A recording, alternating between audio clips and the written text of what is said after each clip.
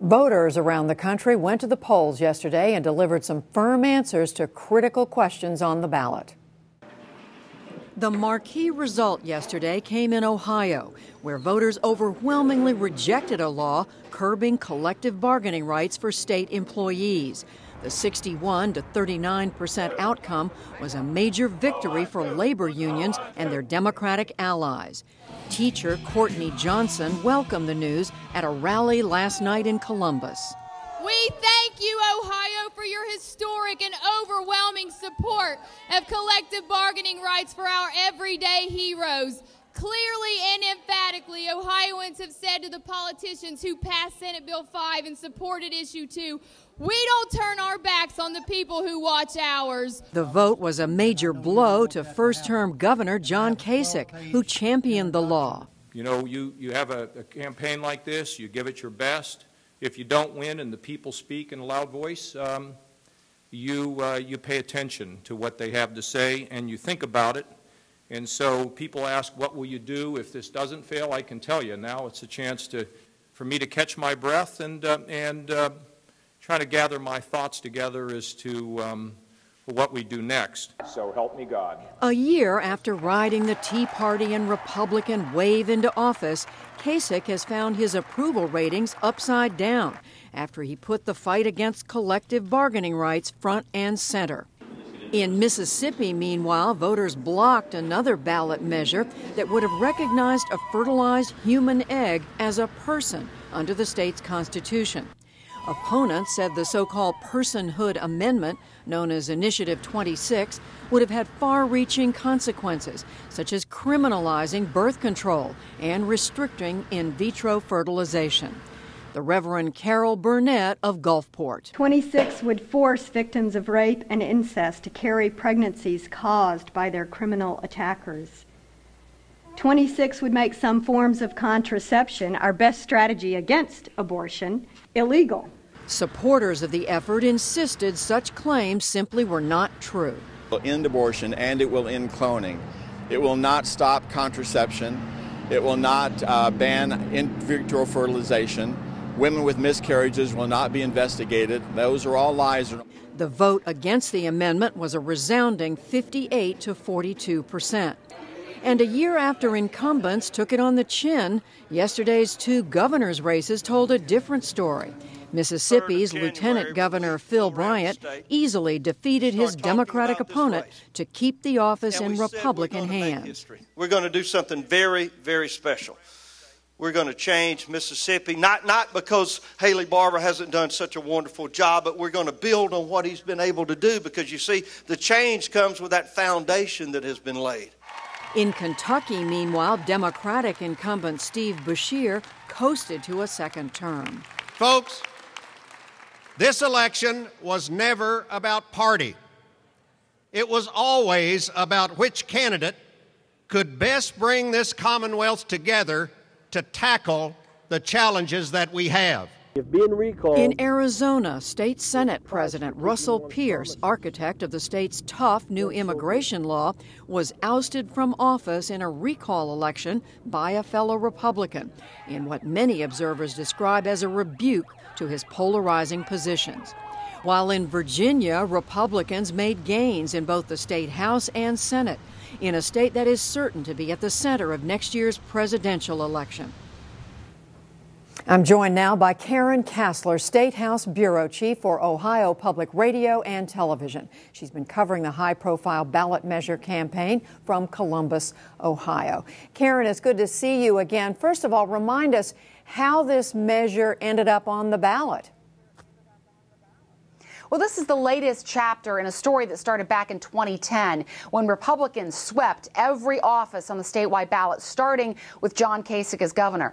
And when Governor Kasich came into office, he made it pretty clear that he was a little bit concerned about the power that the unions that represent state and local workers had in terms of bargaining and in terms of getting benefit packages and salaries and that sort of thing. He and Republicans then helped craft this bill, Senate Bill 5, which started to look a little bit at those collective bargaining situations, and also tried to expand a little bit more on that. This was a 300-page bill that came into effect, and so they tried to send the message that this was something that would help state and local governments contain costs at a time when the state was sending less money to local governments and schools.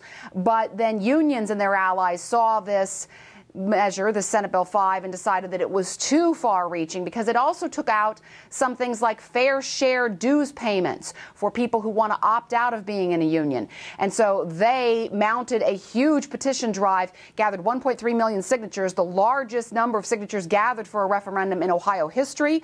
They got their message out very clearly. They kept the message going throughout the campaign, and in the end, they ended up defeating this law and winning and energizing a base that really was less than enthusiastic back in 2010. And Governor Kasich had been personally identified with this. Right, and it was interesting to see Governor Kasich at the forefront of this, considering his approval ratings are pretty low according to recent polls. But he has certainly taken on the mantle of being the head of this Issue 2 campaign, and indeed last night made some public comments about how this was a referendum that he heard voters speak on, that he was listening. He and the Senate President and the House Speaker, who are both Republicans as well, who helped put this whole thing together.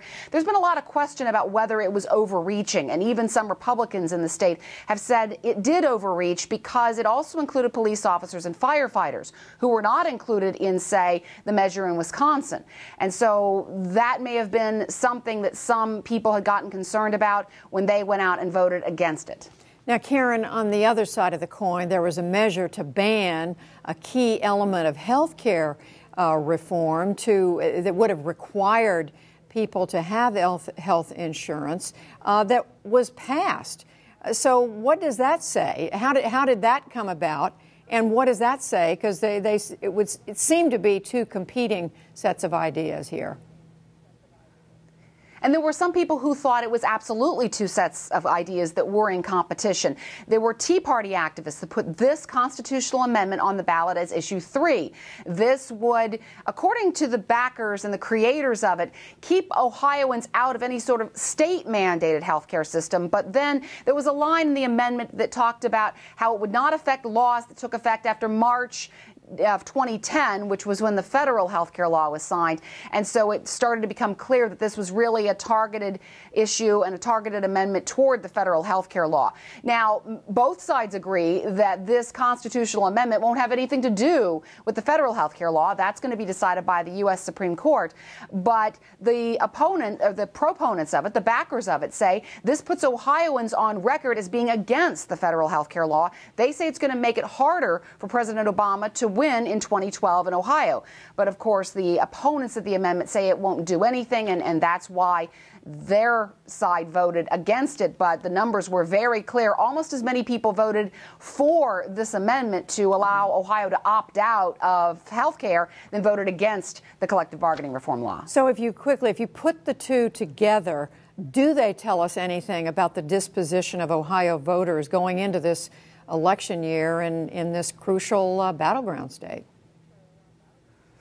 I think it tells everyone that this state is very much up for grabs. I mean, I think a lot of people looked at the results in 2010 when, as I mentioned, Republicans swept all the statewide offices and thought this was a state that was becoming solidly red. But these results show that there are definitely some competing interests here, that there are definitely Republicans and Democrats. Democrats are very energized now after the defeat of Senate Bill 5 in Issue 2. And you've got Tea Party activists and Republicans who are very energized about the approval of this constitutional amendment on health care. So this really makes Ohio very much a battleground state for 2012. Even though we're losing 2 congressional seats, it still is a very competitive place for the candidates for president to come to Ohio and run.